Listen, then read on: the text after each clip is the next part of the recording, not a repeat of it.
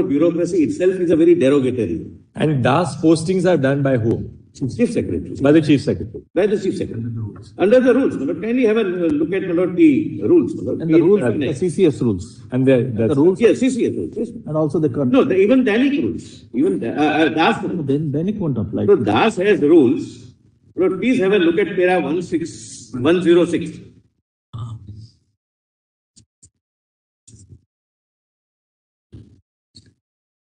Oh, 106. Rules, that is Delhi Administrative Subordinate Service rules, are made in exercise of the powers under the proviso to Article 309. Then your Lordship would come to, my Lord, kindly come to 2B. Appointing authority in relation to grade 1 means the Chief Secretary, and in relation to grade 2, 3 and 4 means the heads of department concerned for the purpose of these rules, as well as central services, classification, control and appeal. That's all. But they are central services. That's all I am saying. Right. Now, your Lordship, my Lord, the Chief Justice of India, my Lord, pose a question. That what happens, my Lord, when there are appointments to be made? The Dr. Singhvi said that we wanted to make some appointments and there was no resistance. My Lord. Fortunately, he also didn't say, but we can't even make appointments. But we can't help it. That's the statutory regime. The appointment, recruitment, etc. is done by UPSC and as per the statutory rule governing. Please come to page 42, the last point in this written submission. Posting and transfers. Posting. The power of creation of civil post has been delegated by the President to the Honorable Lieutenant Governor with a notification dated so and so. Not where are you reading? I'm sorry. 118, para page 42. 118. 118. Page 42, para 118. Yes, posting regulation. Yes. The power of creation of civil post has been delegated by the President to the Honorable Lieutenant Governor with a notification dated 13th July 59, not under challenge. All civil posts in the government of National Capital Territory of Delhi are governed by the Central Civil Services rules as per the aforesaid notification. All such posts are services under the Union as per entry 70, list 1. All gazetted posts same are filled by exams conducted by UPSC from time to time, whereas all non-gazetted posts filled by Delhi Subordinate Service Selection Board. LG doesn't make the appointment. As per transaction, this is relevant. As per transaction of business rules of NCT of Delhi, any minister may recommend the creation of new civil post in pursuance of a policy decision which is placed before the Department of Finance, GNCTD, because it needs financial approval, but finance of the Delhi government elected wing, in accordance with the rules, and thereafter before the Council of Ministers of GNCTD. The decision taken by the Council of Ministers is forwarded to the Honorable Lieutenant Governor for his approval. Upon approval by the Lieutenant Governor, which is always granted if the proposal is not in conflict with any legal provision. So that is under 239(4). The proposal is given effect to and the recruitment process is carried on as per the process prescribed in the Cabinet note, or else the same is forwarded to the Delhi Subordinate Service Selection Board conducting the recruitment exam in accordance with the rules framed by the framework. That's all. Minister originates the proposal. It goes to Finance Department of Delhi. Finance Department approves it, goes to Cabinet. And the LG forwards it for the appointment unless it is contrary to some law. That's how this is created. Now the position is this. Before I answer the question of Jammu and Kashmir. Now the position is this. Your Lordships are requested to examine whether Delhi has the power under entry 41 rule, under entry 41 list 2, without they showing how they fall within. I have shown, my Lord, 3 things. Insofar as it is applicable to Delhi, that is to union territories, and therefore your Lordships will examine whether any union territory can do this. That will be the test. Union territories, my Lord, kindly recall. Yes, yes. I have also pointed out to your Lordship statutory rules or rules framed by the President under Article 309 proviso, which are not under challenge. conferring something completely different than what they are praying for. They are not under challenge. I am pointing out statutory notifications of the President, which are not under challenge, except 2015 notification. Not which, I'm sorry, Manoj. Yes. Which is a notification traceable to Article 239, read with Section 41 of GNCTDA. So, if your lordships were to hold that the entry falls with union territories, not necessarily, it would temper with 239AA3A, which says union territories, then even Lakshadweep can have their own service. To your lordships, ultimately be setting aside the statutory rules without there being any challenge. Yes. And most importantly, my lords, a very harmonious structure which is in existence since beginning of the union territories will be disturbed because of some hypothetical problems being, my lord, highlighted. Right. Now, my lord, coming to the Jammu and Kashmir, my lord, and that's, my lord, the last submission. My lord, please take, my lord, the act. My lord, Jammu and Kashmir, my lord, it's volume 1. My lord, it's volume 1, page 1478. PDF page 1478. I'm sorry, P1482. Volume 1 means convenience compilation. Convenience compilation. Convenience compilation. 1478. Lord, I would make, my lord, my submission of Article 4 read with Article 246 good. I have examined that, my lord, in detail. Why, my lord, Jammu Kashmir? 1478.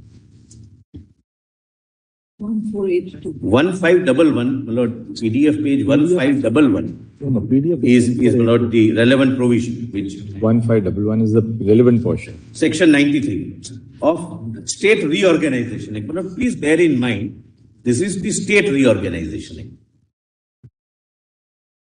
Which section you want us to see? 90. Which section? 93. 93, which my lords would find page 1511. PDF page 1511. 1500 is the second schedule. Pardon? 1500 is the second schedule. No, my lord. PDF page 1511, my lord. Otherwise, 1507. If your lordships are looking at the right side pagination, 1507. Section 93. Yes.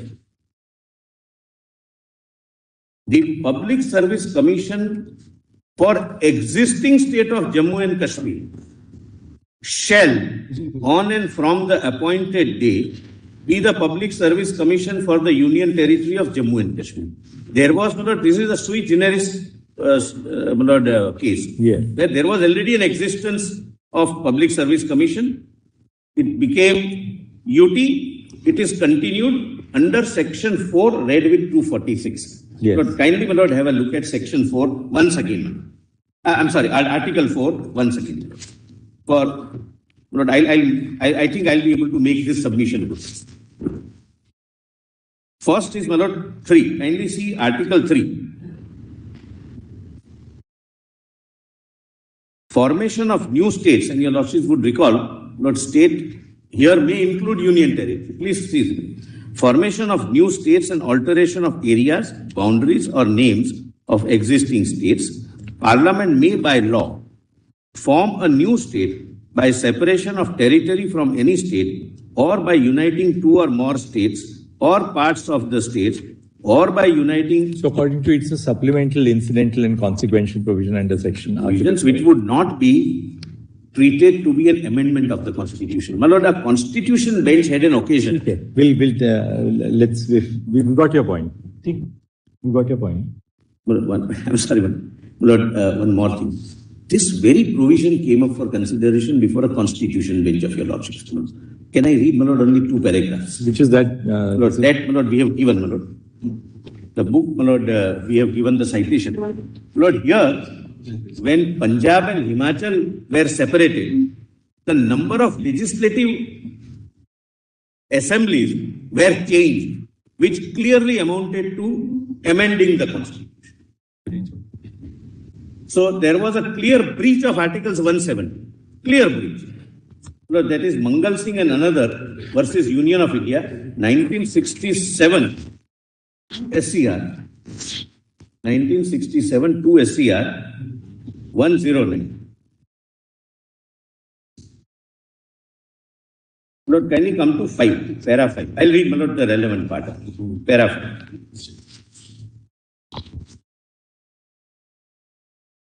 Lord, there were changes in the Legislative Assembly numbers in violation of 170, Article 170. Constitution of Legislative Assembly of Haryana. Lord, let me read 4. Section 24 of the Act. It is provided that the total. I'm sorry. 1 second. Which AR you reading? You got an AR actually. Here got AIR. AIR, my lord, your lordships have. Mangal Singh. Yes. Mangal Singh versus Union of India. The paragraph will be different. That's a different Mangal Singh. This is a different Mangal Singh. Starting is by Section 24. 1 second. Yeah. No, it's not even a constitution. So this is some CPC. Order 22. Lord, this is by my Lord Justice J.C. Shah. No. Bhargav. That is page 944, brothers. Page 944. Lord, 944. I'm sorry, we gave 944 only. AIR. There's a Mangal Singh versus Ratno Devi. AIR 1960. It may be our list also. 944. AIR 1967 SC. The first volume. First volume. नहीं है. First volume दे दो. Appears to be matched. Our mistake. And because that was 3 judges, I was wondering how, it's not a CB. No, my lord, this is a CB. This may be a larger bench because in those days, my lord, maybe there was not necessarily a reference, maybe a reference also, my lord. It's not coming out.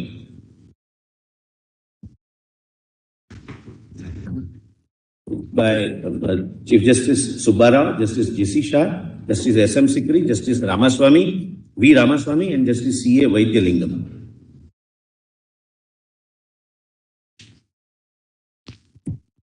मिला आपको भी दे दो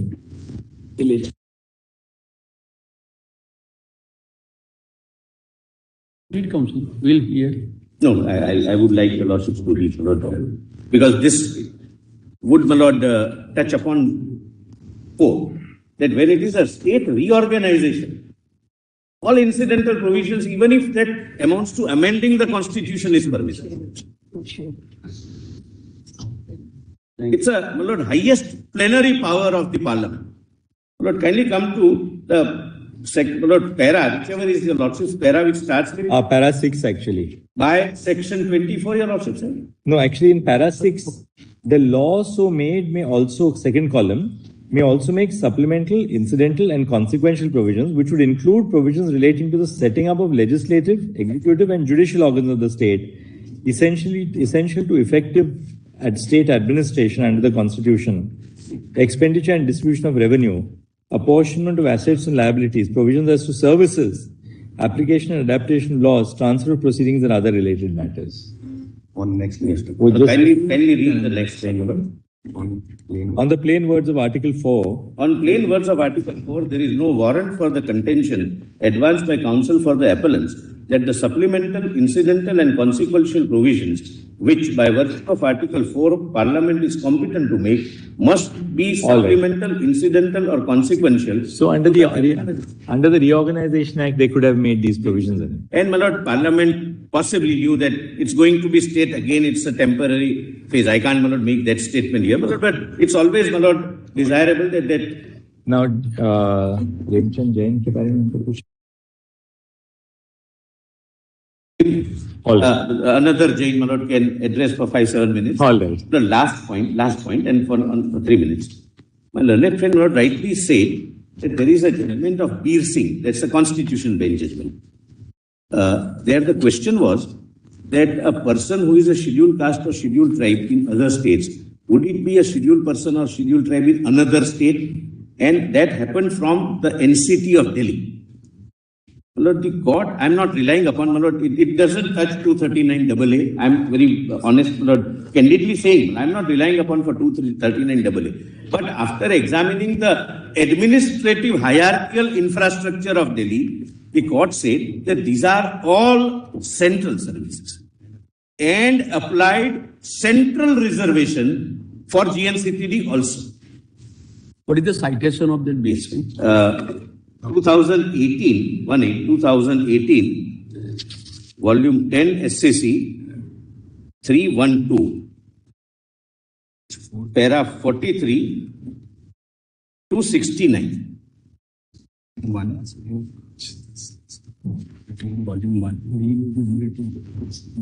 Lord, my learned friend stopped at reading 42, last line, which says that we are not touching 239AA. It doesn't, their lordship did not touch. But thereafter, the court examines the entire infrastructure, the rule provisions, and holds that it is a central service. All India Services Act, classification, CC rules, classification and rules, every rules are examined, and this is the finding. That's all. Manoj, if your lordships can give 10 minutes. Thank you, Mr. Solicitor. I'm immensely grateful, Manoj, for a more than patient hearing.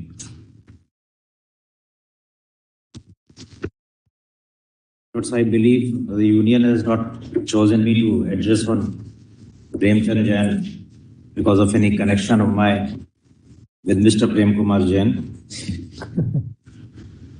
Is it Premchand Jain or Prem Kumar? Prem Kumar Jain. Prem Kumar. If your lordships may kindly come to bookmark 52, volume 1. Where is the judgment? the judgment is at Volume 2. bookmark 52, Volume 1. No, is it Volume volume 2? Volume 1. One. Bookmark 52. Page number? 4146 PDF page. starts at page number 4142. PDF page is 4146. Or 146? Yes.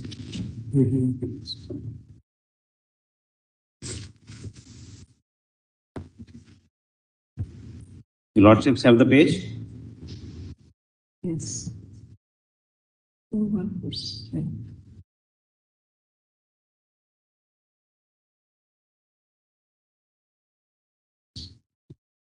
Or 142.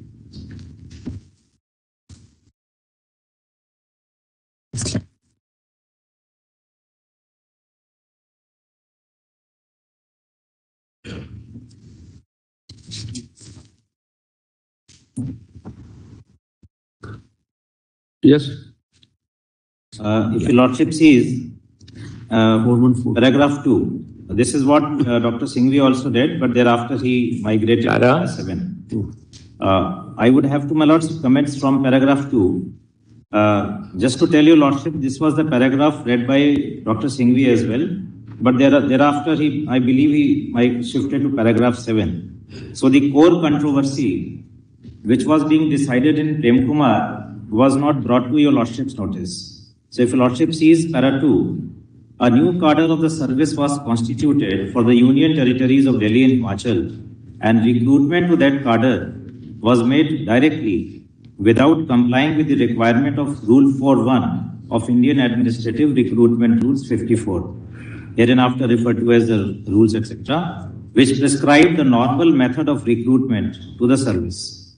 The rules were amended on December 2167 by providing for a joint cadre in relation to UTs and Northeast Frontier Agency, and the central government formulated the aforesaid to extend the Delhi Himachal Pradesh cadre to all union territories by absorbing the officers of that cadre and by appointing to it officers of the Indian Frontier Administrative Services and all other union territories at its initial constitution.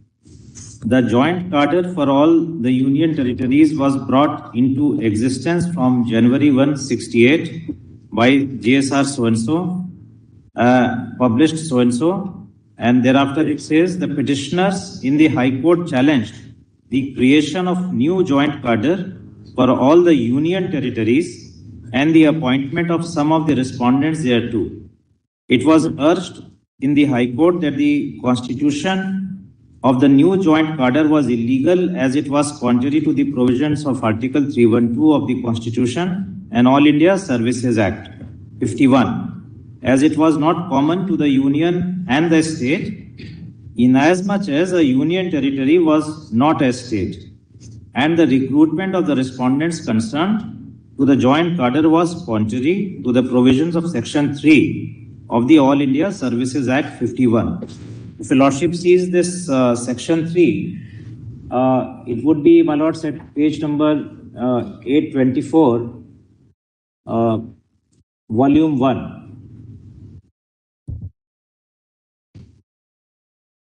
Section 3. PDF page is 824, man.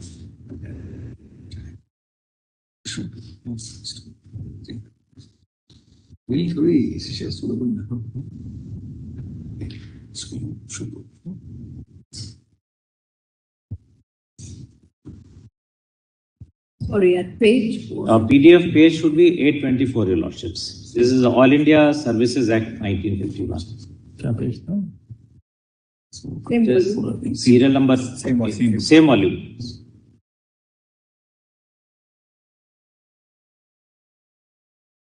Is it serial number 8? 9. Serial number 9.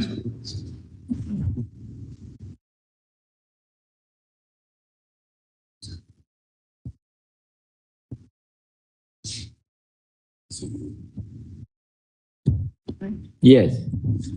It says, my lords, the central government may, after consultation with the governments of the state concerned, including the state of Jammu Kashmir, and by notification in the official gazette, make rules for the regulation of recruitment and conditions of service of persons appointed to an all India service.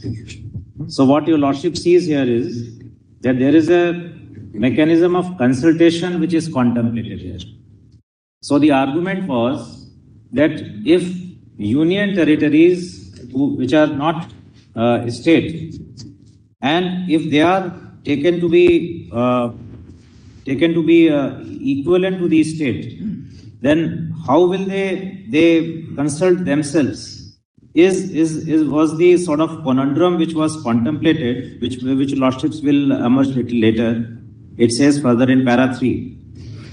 The High Court examined the question whether the union territories were states and reached the conclusion that was not so, that this was not so. It therefore held that Rule 4.5 of the recruitment rules was ultra vires the Constitution, and the All India Services Act for the cadre in question could not be said to be in common to the union and the states. The High Court also observed. Yes. That the central government was itself the state government for purposes of a union territory. The central government could not consult itself within the meaning of Section 3. So this was the problem, my lords, that they posed for themselves. The Honorable High Court had posed for itself. And then, my lords, they on the interpretation that a union territories cadre, because at that point in time, the union territories, the placements in union territories was being done from Himachal and Delhi cadre. So after Himachal became an independent state, then there was a need for making a UT cadre. So what was initially done was that all union territories were clubbed together and a solitary union territory cadre was carved out. And later on, it was in any case in 1972, this problem was resolved when the joint cadre and the cadre control rules, etc. were formulated. Eventually, after when Meghalaya was carved out from Assam. So for a brief period, there was a grey area. So during this period, this question arose. And their lordships, in fact, relied on same, my lords, 358 of the General Clauses Act, which is, my lords, backed by Article 372 and 372A. And 372A was brought along with the 7th Amendment when a State Reorganization Act was brought and union territories were created. So this was very simply answered by their lordships in Prem Kumar, that for the purposes of all India services, we can include union territories and we can read them as a state for the purposes of cadre allocation. So that was the limited point. And this is what your lordships have also dealt with in paragraph 458 and 459 of Constitution Bench judgment of 2018, your lordships. If I'm allowed to read 458. That 8 actually. 488. 881 of the first one.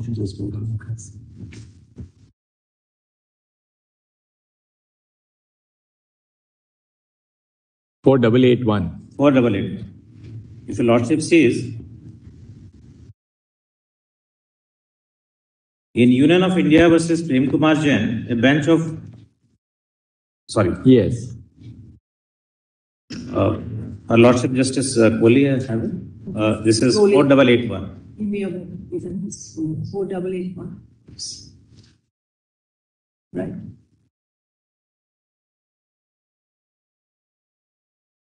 Yes. It's paragraph 458, Lordships. In Union of India versus Prem Kumar Jain, a bench of 4 judges of this court dealt with an appeal from a decision in Prem Kumar, which is Union of India of Delhi High Court, which had quashed a notification of the Union government and a scheme for the formation of a joint cadre of the Indian Administrative Service. The High Court had held that the formation of a Delhi Himachal cadre of service to be ultra vires. The creation of a joint cadre for all Union territories on 1168 under Rule 3.1 of IAS Cadre Rules 54 was challenged as being contrary to Article 312 and All India Services Act 51, as it was not common to the Union and a state, a Union territory not being a state. The High Court held that Union territories not being states, the action was ultra vires. In appeal, this court observed that it was not necessary for Parliament to make a law providing for the creation of a service common to the Union and states under Article 3121 in view of Clause 2, which provided as follows. And then 312 is quoted by your lordships. It says, the services known at the commencement of the Constitution as the Indian Administrative Service and Indian Police Service shall be deemed to be services created by Parliament under this article. So that was a deeming fiction, and then your lordships have held. Section 3.1 of All India Services Act had a provision for making rules for the regulation of recruitment and conditions of service of persons appointed to an All India service after consultation with the government of the states concerned. The issue was whether UTs could be states for the purpose of such consultation. This court held that the expression state having been defined in section 358 from the commencement of the 7th Amendment to the Constitution in 56, and the President having substituted a new clause 58 in section 3, there was nothing repugnant to the subject or context to make the definition inapplicable. The High Court was held to have been in error in holding the UTs were not states for that purpose. Now in 459, it has been observed whether the expression state in the Constitution would cover a union territory is a matter to be deducted from the context. So this exactly, my lords, is our submission with regard to the entire conspectus of controversy, that whether this entry 41 in list 2 has to be constituted as being available to GNCTD or not is to be seen in the context. And merely because in a particular definition it is stated that a union territory in a given context may be constituted as a state, it doesn't mean that it is there. It is so in all respects. And this exactly what your lordships have clarified in 463, paragraph 463. If I come at the bottom of, let me just conclude, my lords, then I will come to paragraph 463. I am reading from fourth line. Hence, the inclusive definition of the expression state in section 358 of the General Clauses Act cannot apply to the first schedule. Similarly, in Article 246(4), which enables Parliament to make laws with respect to any matter for any part of the territory of India not included in a state, the definition of 358 would have no application. having due regard to this context. So this is, my lords, a very clear finding. Your lordships have clarified this aspect, that while exercising any power under 246(4), what are the parameters available? And this was explained in the decision of Kanya. When there is something repugnant to the subject or context, the definition of 358 would have no application. And this, read in conjunction with 463, if your lordship just scrolls down and sees paragraph 463, and just above lecitum G, 3 lines. Hence the expression, insofar as such matter is applicable to the union territories, is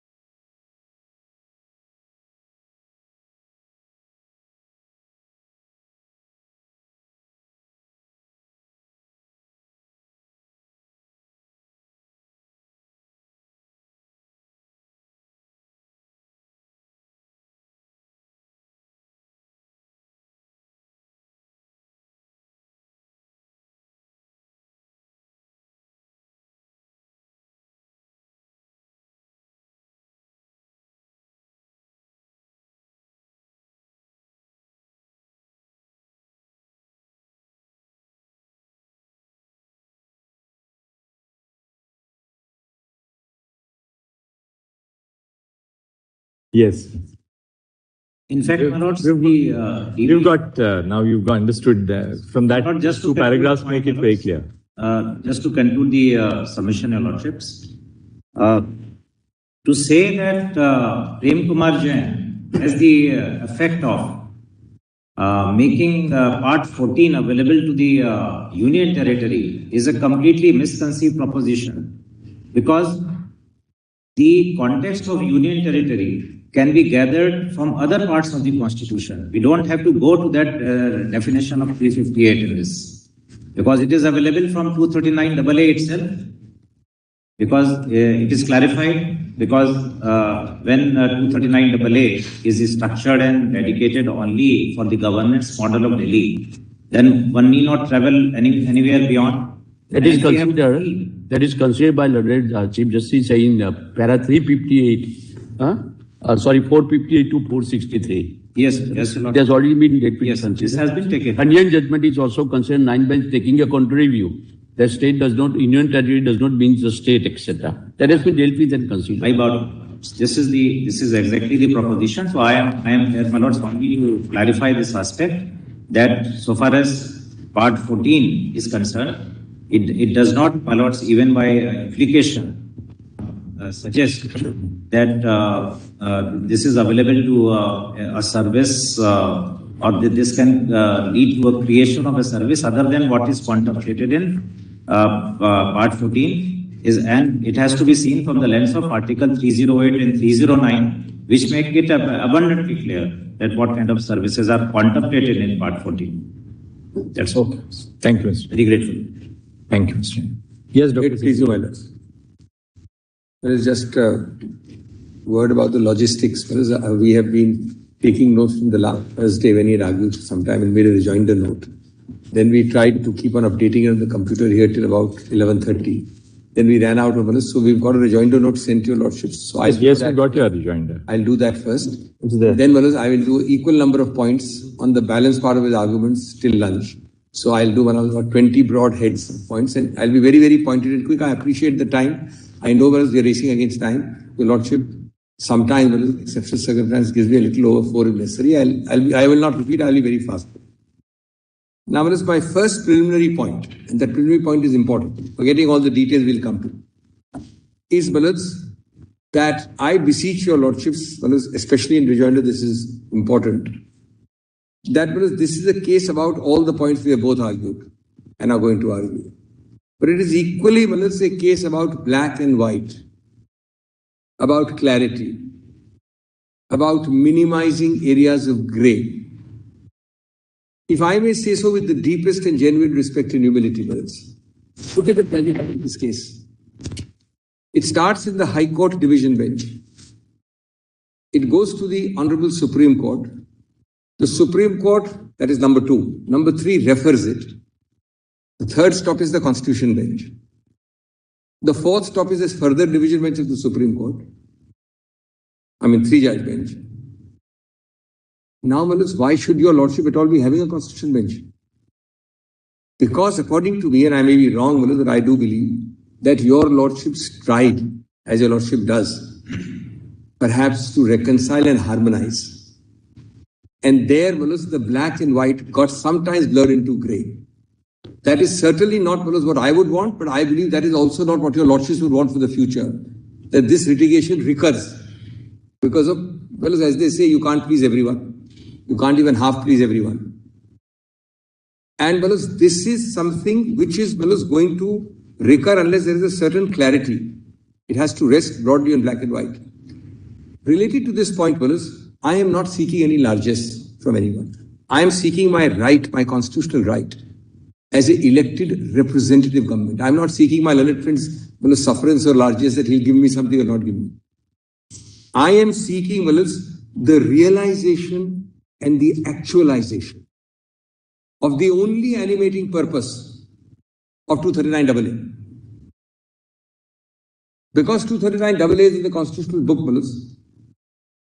nobody can negate it by saying, I don't recognize 239AA. I dilute it by a parliamentary enactment. Nobody can do it, your lordship knows that. But equally, there are ways of what is it circumventing it and reducing it. What is it that the GNCTT really seeks? Is the now what you really seek clarity on is that you must have the power to post officers, or what is it that? No. That's the example we are putting in. We seek clarity on this, NCT. I'm going to harmonize. I'm not against harmonization. I'm going to harmonize. At the end of it, if we are with you, what is it that you would? Yes. The clarification. NCT. This is oversimplifying. This is the beginning of my rejoinder. I'll oversimplify at the risk of oversimplifying, but I'll be elaborating. So, Lordship will bear with me. Jammu and Kashmir will come into it. The civil service rules will come. I've dealt with everything. But just to answer my Lord's question directly, and as forthrightly as possible, I am seeking what is rightfully mine in legislative terms in entry 41. That's the first answer to my Honorable Chief Justice's question. Just a second. My legislative rights in 41. As indeed all my legislative rights, that's the second answer to my Lord Chief Justice. As indeed all my legislative rights under every entry of list 2 minus 3 entries.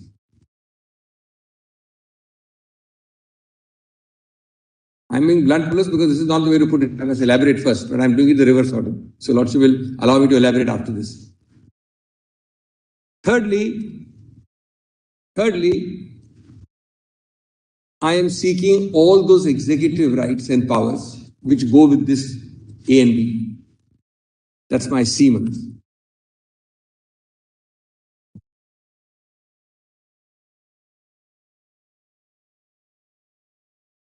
The effect of this is D. The inexorable effect of this is D. Namely, that even as per their own rules and as a necessary consequence of A, B, and C, I must have the right to choose whom to post where and whom to transfer where. But that will fit into the legal harmonization above of ABC. It's the inexorable and inevitable consequence of ABC.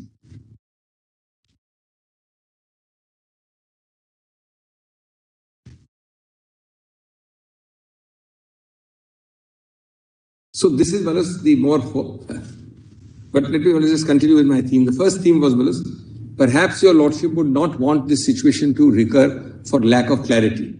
And as I'm reminded, in my student days, Margaret Thatcher had this famous phrase that if you stand in the middle of the road, you have danger of being struck down by traffic from both the right and the left. That is not against reconciling and harmonizing, but sometimes, as these cases illustrate, your lordship with the best of intentions, bona fide, may not solve the problem which has been harassing this court for 3 or 4 hours. Two swords in the same sheath. Two swords in the same sheath is Dr. Ambedkar's formulation, incidentally, for the governor, and your lordship remembers, just to digress for 30 seconds. Cuts both. In the Constituent Assembly, absolutely correct. It cuts both ways. Scabbard was used, or sheath, I don't remember. Very interesting.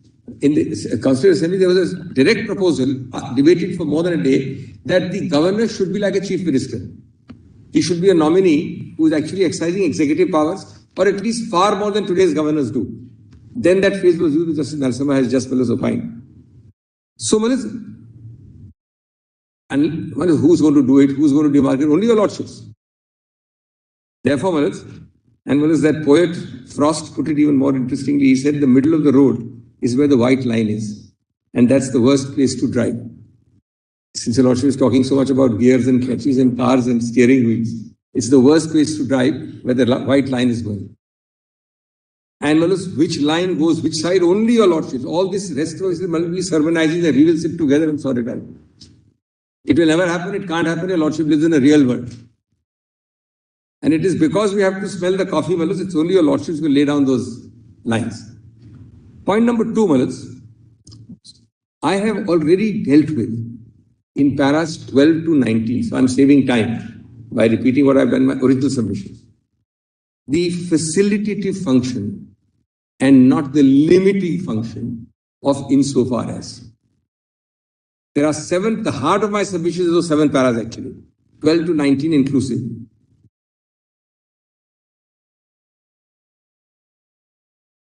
And within that heart, para 16 demonstrates why, for the reasons I have itemized, it is facilitative and not restrictive, limiting, or reducing to vanishing point.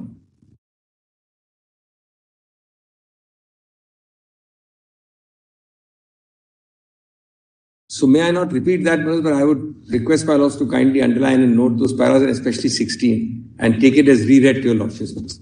Take it as having been read by me.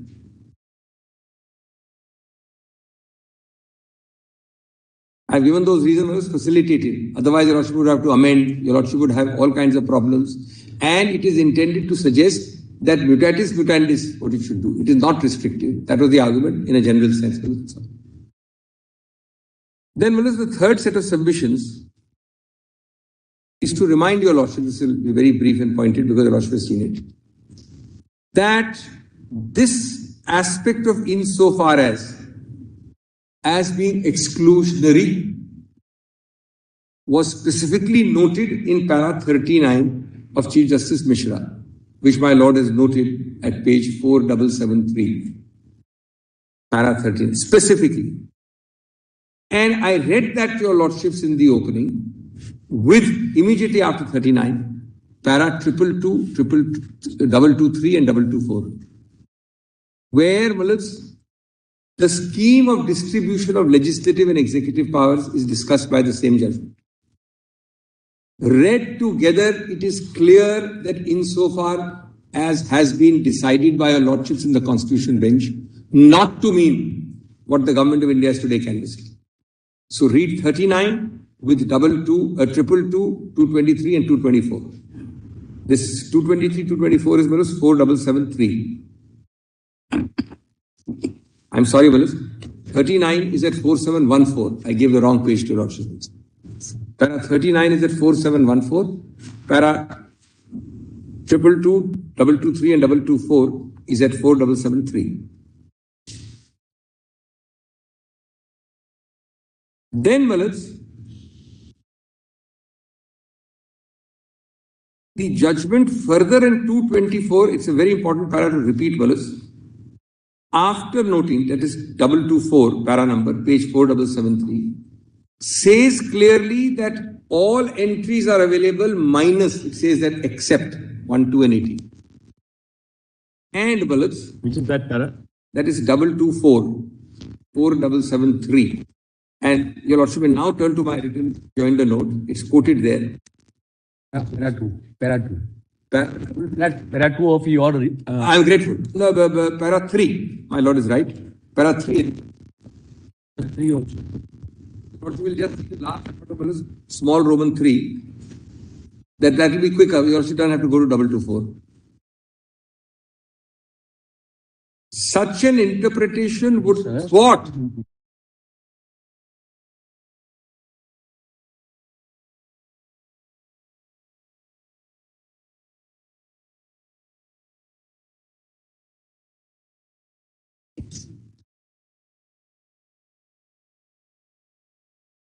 so one did not go to 224, just see it from here. May I read, Manas? Such an interpretation, and that such an interpretation in the preceding part is exactly what is argued today, would thwart any attempt on the part of the Union government to seize all control and allow the concepts, mark this word, pragmatic federalism and federal balance to prevail by giving NCT of Delhi some degree, there is some misprint there, of required is wrong. Yes, I'm sorry. Required independence. Now, your Lordship may note here, because it's better to note here itself to save time. This word pragmatic federalism is dealt with by Chief Justice Mishra in paras 125, 127 and 128. Para 125, 127, 128, especially the last two.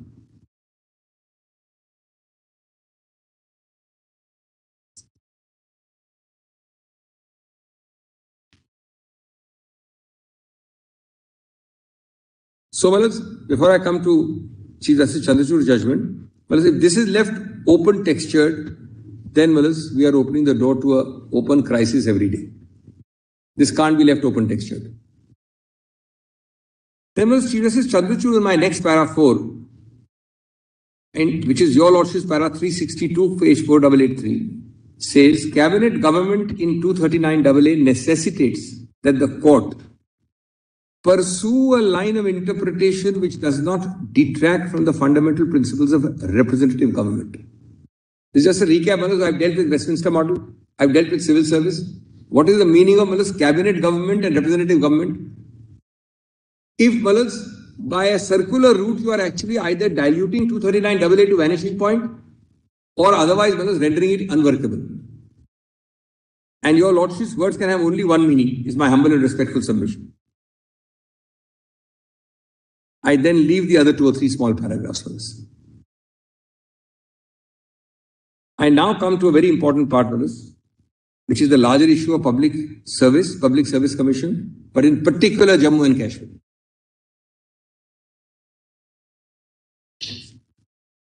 That is coming here. Now this is very important, it's a little conceptual. I did put it, but I did not put it quite like this, which I am now doing. So Lordship, it's not, of course, fully here captured in writing, but this is the heart of the matter. And this also answers the query which the Honorable Chief Justice asked Mr. Mehta. Let me first give you Lordship a concept, then read this part, or then explain the part. Well, as the argument is not about physical existence or absence of PSCs. The argument is a very, very simple but fundamental conceptual argument on the other side, namely, that a PSC is not applicable per se to union territories. Well, each of my 5 words is important. I've checked up this. Argument is PSCs, Public Service Commissions, are not applicable to union territories per se. It's not about Jammu and Kashmir, Delhi. It is not about physical existence or absence. The concept of UT and the concept of a service commission is anathema, mutually exclusive, one doesn't permit the other. Unless we understand this argument, this is the argument which I am meeting, and it falls to the ground once you formulate it in these stark terms. This is the argument. So, Malaz, conceptually, your lordships can't apply a service commission to a UT. Ever, any case, any UT, Delhi, JNK, anyone. That was the way his... That is the reason why lordship's query is very important. Formulated, but later on the solicitor sort of modulated it in his submission. No, but therefore that's very important. That's why now your lordship's query can be answered only after I first formulate proposition. So please take this. This is not put like this in my submission. Lordship may do me the favor of noting it or otherwise putting it somewhere else. Conceptually, a service commission and a UT cannot coexist, is the argument. That's why it's inapplicable. That's why 41 is inapplicable. That's why there is no power. Point number 2. Well, sometimes things might sound simple, but from the simplicity, Manas flows again. If that is so, Manas, it is common ground that Mr. Mehta exercises power only over UT. As far as my case is concerned, Delhi or Jammu and Kashmir. If a concept of a service commission is anathema to a UT, how does Parliament exercise it? Cannot. We'll come to Jammu and Kashmir immediately. If conceptually the two are anathema, Parliament is today, Manas, Parliament oblique UT Parliament, if I may use that word. My Lord is not considering Parliament in state and Parliament in Parliament. Your Lordship is considering a third avatar of Parliament, Parliament with UT. Because if UTs cannot have service commissions, then Parliament cannot enact law. Parliament cannot create either the Public Service Commissioner of JNK or for that matter Delhi, because as my Lord Chief Justice noted in the opening, this is an argument applies across to UTs. No, all UTs. The argument that would be really an unfair, assessment of his submission. Yes. He doesn't say that you cannot have a PSC or that you cannot have a service for a UT. The argument, for instance, he says, well, you have a service. You have the AGMAT services for UTs, for instance. The point is about legislative jurisdiction. His argument is that you can have a service, a common service for UTs, but it's Parliament's power to create that service. Likewise, I'm coming to that. Parliament's power to create. Immediately, please. He says entry 41 does not apply. Therefore, that's C. I've done too much. But Parliament has no restricting, No. I'll be dealing with 97. Entry 41 not being available would prevent the state legislature, the UT legislature from enacting law. So what is the first? Parliament is untrammeled because if Parliament has no specific power, in any case you have power under 246 code, you have entry 97. So therefore, allow me to develop. So the argument is that UTs cannot have service commission power. Let's leave aside Parliament. UTs don't have? No. A UT cannot legislate to set up a service. Yes, so UTs have no power about the Public Service Commission. No, but Parliament has the power. No, now Parliament. Because Dr. Singhvi, there cannot be a legislative vacuum in India at all. In any country. This is a created... Because there will be new subjects which will emerge, there will be unheralded subjects. Power has to exist somewhere. Yeah, definitely. To legislate. Whereas what is happening is they are creating a legislative vacuum. Now, I am not here reached 41 yet, but just bear with my first two propositions. The argument is that a UT with a service commission is anathema. Let's leave aside Parliament. Conceptually, the UT doesn't have. And because UT doesn't have, then when you go to list 2, which the UT can enact over all the